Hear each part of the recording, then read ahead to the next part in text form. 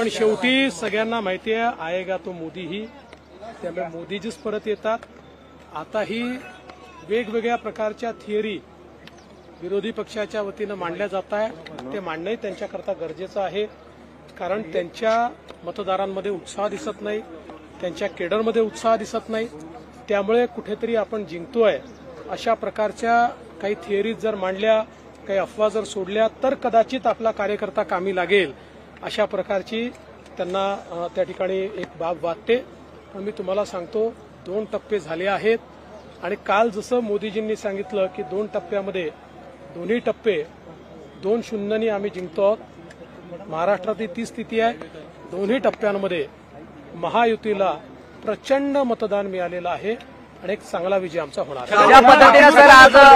NDA पेक्षा शरद पवार आणि उद्धव ठाकरे यांना सहानुभूतीची लाट जास्त महाराष्ट्रात. काय सहानुभूती जास्त आहे असं भुजबळ म्हणतात शरद पवार आणि यांना. तुम्ही भुजबळांचं वाक्य पूर्ण ऐकलेलं नाही.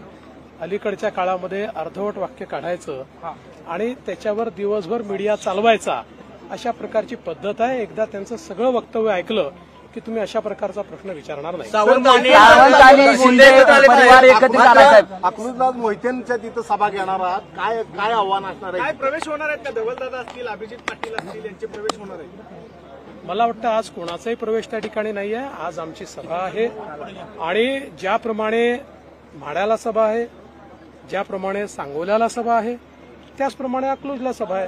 त्यामुळे त्या ठिकाणी असं काही वेगळा विचार करण्याचं किंवा तिथे आम्ही सभा घेतोय म्हणजे काही आश्चर्य आहे असं नाहीये. सावंत आणि शिंदे एकत्र आले साहेब, तसं रामराजे एकत्र येणार. तुमच्यावरच थेट टीका केली जाते मोहित्यांकडनं. असं आहे, प्रत्येक टीकेला आम्ही कृतीतून उत्तर देतो आणि शेवटी लोकांना दिसतंय ना, म्हणजे ज्यावेळी पवार साहेबांनी त्यांचं राजकारण हे जवळजवळ संपुष्टात आणलं होतं, त्यामुळे आम्ही त्यांच्या पाठीशी उभं राहिलो.